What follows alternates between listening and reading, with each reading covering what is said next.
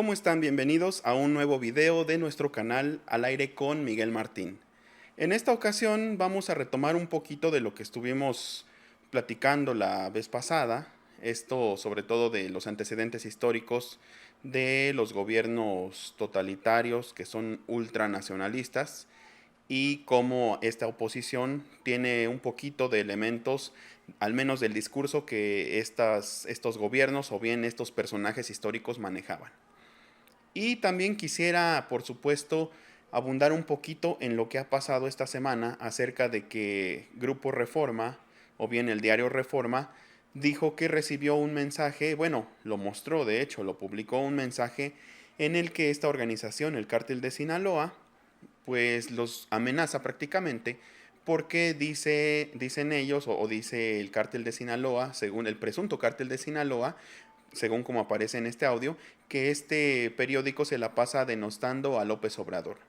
Y pues entonces quisiera primero que viéramos un poquito si realmente es como dicen estos personajes, como me refiero a Javier Lozano, Adela Micha, Felipe Calderón, obviamente, que inmediatamente alzaron la voz, lo hacen vía Twitter, por supuesto. A veces ya no necesitan que les pongan una cámara o un micrófono enfrente, sino que desgraciadamente o afortunadamente, como se quiera ver, pues ellos ya pueden alzar la voz a través de Twitter. Y de hecho lo que han hecho los medios tradicionales con las redes sociales, que primero las desdeñaron, pues ahora se hacen eco de lo que pasa en ellas. Entonces, si bien un usuario promedio puede recibir en su aplicación de Twitter lo que publican estos personajes, los medios tradicionales, digamos los grandes noticieros, por ejemplo, pues tienen a bien el poner en grande las declaraciones de las personas prominentes, entre comillas, que actúan en Twitter y que se pronuncian obviamente siempre en favor de los intereses que defienden. Entonces, decíamos, estas personas y Reforma y por ejemplo el Heraldo de México, estos medios como Televisa, como recientemente TV Azteca, cuando instó a no creerle a Hugo López Gatell a través de Javier Alatorre en un noticiero en prime time, estas entidades de la información realmente critican o atacan, realmente proponen o descalifican. Eso tenemos que preguntárnoslo todos. Y sobre todo se defiende la libertad de expresión por parte, obviamente, les digo, de Felipe Calderón, de Javier Lozano, sobre todo, gente que cae muy bajo realmente, y defendiendo la libertad de expresión. Por ejemplo, Javier Lozano acaba de publicar un video donde de una manera muy amañada y falsa, Fernández Noroña, perdón, insulta al presidente. O sea, lo llama de una forma que no reproduciré aquí porque pues tranquilamente pueden acceder a estas redes sociales y ver cómo le dijo. Pero entonces, ¿cómo es que Javier Lozano y cómo es que estas personas dicen defender la libertad de expresión cuando sus contenidos no son veraces, cuando ellos quieren pelear con base en falsedades, en estas famosas fake news?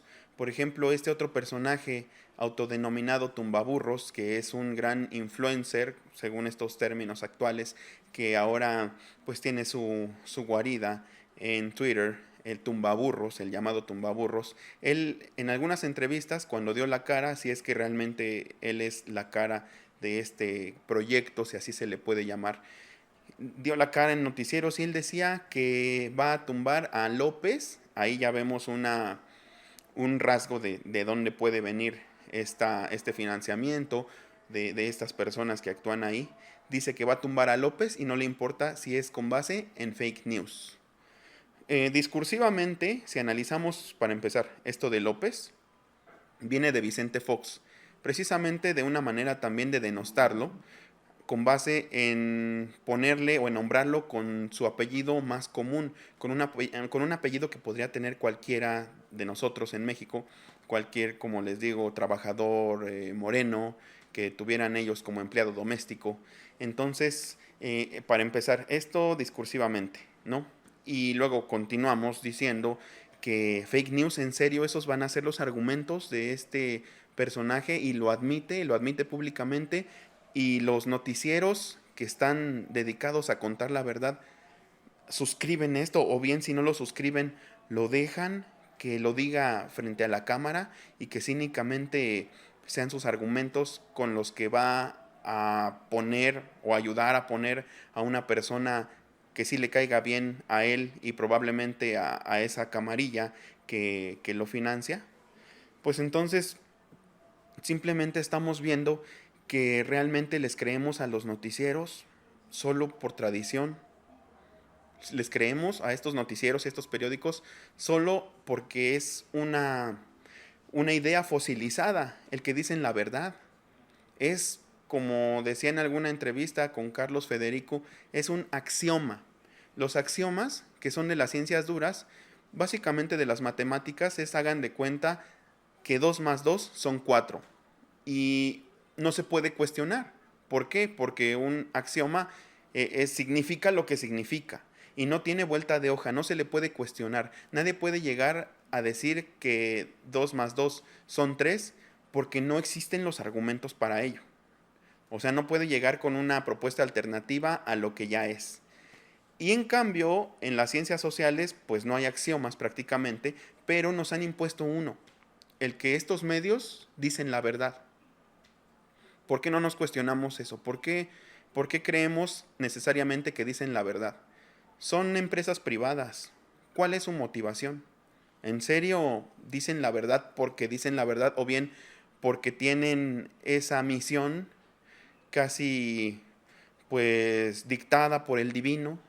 ¿Son señalados por el dedo de Dios para decir la verdad? ¿De dónde viene eso de que dicen la verdad? No viene de ninguna otra cosa más que de su propio discurso de ellos.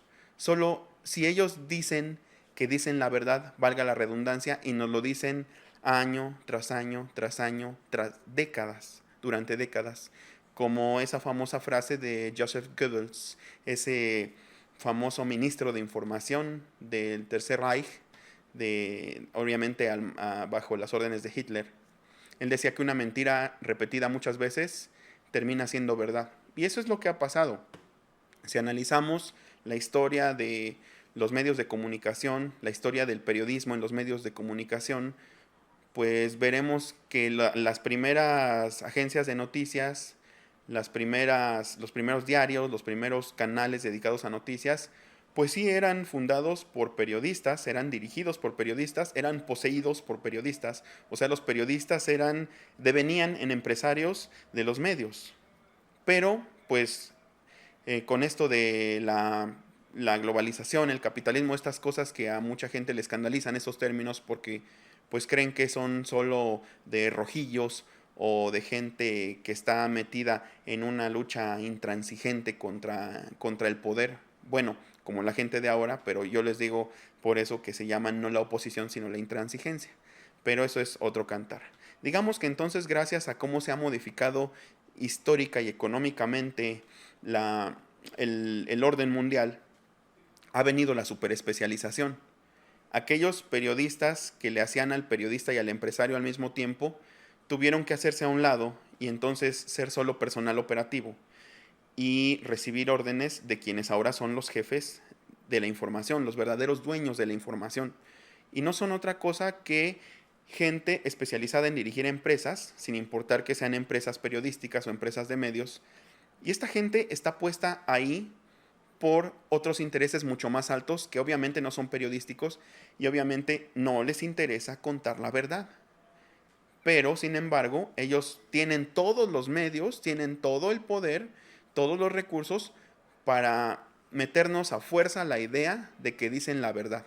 Y entonces, como les digo, ese axioma de que los medios tradicionales dicen la verdad no se puede cuestionar, y sobre todo que el presidente tiende mucho a cuestionarlo, básicamente, pues estas personas se alzan escandalizadas, gente como Adela Micha, gente, les decía, como López Dóriga, como Loret de Mola, obviamente como Javier Lozano, Calderón, Fox, Leo Zuckerman, toda esta pléyade de gente relacionada no solo con los medios, sino con el poder político en general y con un poder político sobre todo que sirve a los ricos.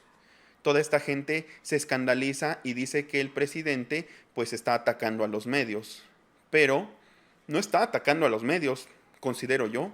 Está señalando lo que los medios hacen. Nos está poniendo a lo mejor un poquito a pensar acerca de esto que les digo. ¿Quién dice que los medios dicen la verdad? ¿Por qué dicen la verdad? Si son en esencia solo ya una ramificación de una empresa gigantesca, de una empresa que tiene subsidiarias o bien muchas empresas de muchas cosas, y entre ellas solo un rubro es el de la información. De hecho, si nos fijamos bien, el modelo vigente de las empresas de información o bien de los canales de televisión que transmiten noticias no es propiamente de que sean autosustentables. Me refiero que un periódico no se sostiene solo con sus ventas, ni en papel, ni tampoco con el tráfico de su página de internet, con cuánto se vean sus videos en YouTube, tampoco, porque obviamente otras personas monetizan mucho mejor. Y por ejemplo, los canales de televisión se sostienen con los patrocinadores en esencia, no se sostienen propiamente con que la gente los vea por sí misma, sino que los patrocinadores dan dinero y así los patrocinadores o la gente que anuncia sus productos en televisión, pues recibe a lo mejor el favor del público. Más bien, por ejemplo, en el caso de México, y por lo que muchos de ellos están pues haciendo un berrinche realmente, es porque se les acabó un enorme subsidio que hay en México, o que había en México, perdón, un enorme subsidio que había para las empresas de medios, para todos estos periódicos, para todos estos comunicadores y para todas estas, obviamente, empresas como Televisa, les digo, pero no solo había, obviamente, subsidios, sino que había también, pues, grandes negocios que hacían, millones que se les otorgaban por parte de contratos, algunos más opacos que otros, y entonces, pues, realmente dejaron de percibir muchísimo dinero. Pero aparte, les digo, retomando este axioma, esta noción fosilizada de que los medios dicen la verdad. Como les decía, el esquema de las empresas ahora es que pertenecen a un enorme conglomerado, grandísimo, grandísimo, que tiene empresas alimentarias, que tiene empresas, por ejemplo, que son hasta universidades, que son también productoras de automóviles, y que hasta arriba el rubro principal o lo que mueve los hilos, digamos, de todo este entramado económico, pues es básicamente la siderurgia, por ejemplo, o el petróleo. Entonces, pensemos que estas personas que están hasta arriba son amigas de los políticos. Por supuesto que los políticos están a veces incluso hasta emparentados, que decimos que por ejemplo ya no hay una monarquía o una clase monárquica ni títulos nobiliarios actualmente en México, pero todavía existe por ejemplo el periodismo de sociales y ahí podemos ver cómo la hija del político se casa con el hijo del empresario y viceversa. Y entonces así es como se hacen las grandes alianzas ahora, bueno, como se sellan. Y se sellan también de forma como el compadrazgo, por ejemplo, o simplemente porque te presento a un amigo en una fiesta muy exclusiva y vamos a hacer negocios. Y entonces, pues realmente eso es lo que decía López Obrador en cierto momento, que como Juárez separó la iglesia del Estado, digamos el poder eclesiástico del poder político, ahora el reto era separar el poder económico del poder político. Entonces, obviamente, estas empresas de medios que son algo chiquito, como decíamos, comparado con el enorme conglomerado, ya traen una línea dictada, no aquí, no por el jefe de prensa, no por el jefe de información, sino arriba, desde arriba. Para empezar, quien dirige la empresa no es propiamente un experto en periodismo, como decíamos, no es propiamente alguien que desde cero fundó su periódico o su pequeño canal de televisión y empezó a dar noticias y decía es que si no digo la verdad, pues la gente no va a creer en mí, entonces yo traigo una formación de periodista, quiero decir la verdad, estoy comprometido con la verdad, tengo ciertos valores humanos, cierta formación que me comprometen con la verdad. Pues lo que pasa en estos casos es que no están comprometidos con la verdad, porque no tienen esa formación, no son periodistas y porque aparte si no atienden a lo que dice el jefe de esta ribota, pues lo quitan y ponen a otro empresario a dirigir este periódico o este canal de televisión, ponen a otro empresario que sí sepa obedecer órdenes. Entonces, analicémoslo así, ¿qué es más provechoso para un empresario que dirige una empresa de medios, un canal de televisión, una agencia de noticias, de cumplir bien con lo que le dice el jefe de hasta arriba o solamente decir la verdad, solamente ser un intérprete de la realidad para transmitirla al gran público, que es lo que nos enseñan en la carrera de periodismo. ¿Con qué sobrevivimos más? ¿Diciendo la verdad o diciendo sí, señor, cómo no? Pues en este mundo globalizado realmente ya saben cuál es la respuesta obvia. Entonces, pues estas empresas de medios, estos canales, agencias de noticias, cuando son cuestionados en este aspecto de que no dicen la verdad, no es que se les esté violentando, solamente se les están sacando sus trapitos al sol. Solamente se está evidenciando lo que de todos modos es un secreto a voces, pero que a lo mejor puede haber alguna gente que, como les decía, les han repetido tantos años, durante tantas décadas. Nosotros decimos la verdad, nosotros estamos comprometidos con la verdad. Le ofrecemos información veraz y oportuna. Pues ante eso, ¿quién va a decir que no? Realmente, pero si se fijan, este axioma, esta verdad fosilizada de que estos grandes medios dicen la verdad, es frágil, es totalmente frágil como papel de china mojado. Solo con pasarle el dedo se rompe, se rasga o se deshace, se destruye, no es nada realmente.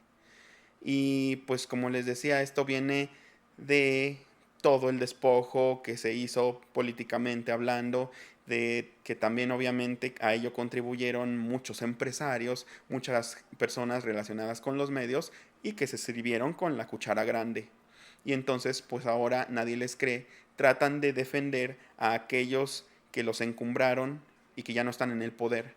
Y entonces pues simplemente se ven desnudos, están realmente pataleando, están utilizando todo su prestigio o lo que consideran ellos prestigio para ponerlo en contraposición de personas como nosotros y así hacernos ver como poco preparados, como poco serios. Incluso les han dicho a algunos youtubers improvisados cuando se presentan en la famosa conferencia mañanera, pero es que simplemente la gente ha seguido una inercia muy interesante en la que ya les cree más a estos nuevos comunicadores que van surgiendo o que vamos surgiendo, porque a lo mejor nosotros pues no tenemos toda esta perversión económica o profesional y no tenemos por qué no estar comprometidos con la verdad. Pero obviamente ustedes también deben de cuestionarnos, no somos infalibles. Y bueno, retomando un poquito de la exposición de la vez pasada, en que habíamos dicho que la ultraderecha, la oposición, o más bien la intransigencia, se apropia del nombre de México y dice México por aquí, México por allá, pues se me olvidaba, no lo tenía tan presente, pero por supuesto que se tiene que mencionar que precisamente el partido de Calderón se llama México Libre, aunque algunos ya saben, le dicen Cuba Libre, pero pues eso es otro cantar. Y retomo también un poquito de cómo era el dictador Franco, Francisco Franco, que era un militar de ultraderecha católica y que tomó el poder en el año de 1936, en España obviamente, después de aplastar casi materialmente a los republicanos en la famosa y sangrienta Guerra Civil Española. Y pues él estuvo gobernando durante unas, pues casi 4 décadas en España.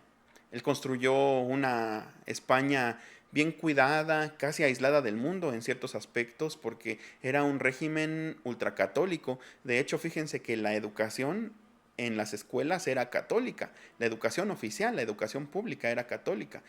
Y obviamente el grado de represión era superlativo. No había ningún tipo de reuniones, no había ningún tipo de oposición realmente, no se permitía que se hicieran realmente movimientos políticos serios en contra de Franco.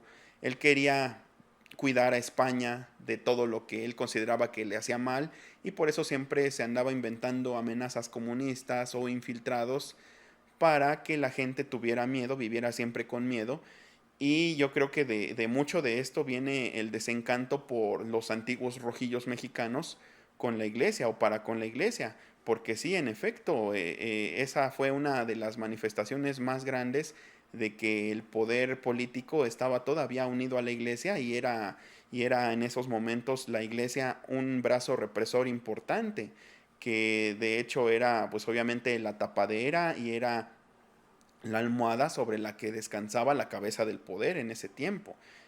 Puede ser que lo haya sido en tiempos recientes, pero actualmente creo que ya no está pasando, pero de todos modos debemos estar atentos por estos acercamientos al poder actual mexicano por parte de iglesias como la Luz del Mundo o de la Iglesia Evangélica. Pero bueno, total que Francisco Franco, él siempre empezaba sus disertaciones, sus discursos, sus mítines con la arenga Pueblo Español. Y obviamente con esto de Pueblo Español pues también se asociaba a que quien estuviera de su lado, quien creyera en él, era español.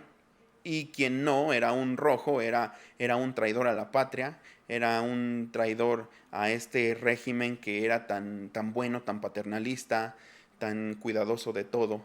Y entonces, pues como les digo, este tipo de personas que todavía siguen existiendo y que se presentan ahora como el lado contrario, como los oprimidos, como los atacados, pues simplemente son las personas que dicen somos Chalecos México, como decíamos, que dicen Dios bendiga a México, como Ferris de Con, están cortados con la misma tijera, prácticamente, como se dice de manera popular. Y bueno, pues como ayer fue Día del Maestro, pues quisiera, por supuesto, enviar un abrazo, una enorme felicitación a todos mis colegas, profesores que hay en este país y en todo el mundo también. No son tiempos fáciles, como les platicaba a algunas personas, no son tiempos fáciles para ser maestro, porque pues no podemos captar la atención como lo hacen pues Facebook, Netflix, Fortnite y todas estas bondades tecnológicas que ahora tienen a los alumnos realmente muy interesados y muy involucrados. Pero pues ahí seguimos en esta lucha por infundir valores, por infundir el amor por aprender. Básicamente creo que los profesores no debemos propiamente enseñar las cosas como tal, sino enseñar a aprender, sembrar la semilla de querer aprender más. Y entonces, aunque retroactiva, una enorme felicitación para todos los maestros y maestras de este mundo. Y pues ahora quiero despedirme con esta pequeña composición que le hice una vez más a nuestra querida intransigencia, digo oposición, o como la quieran llamar. Aquí va.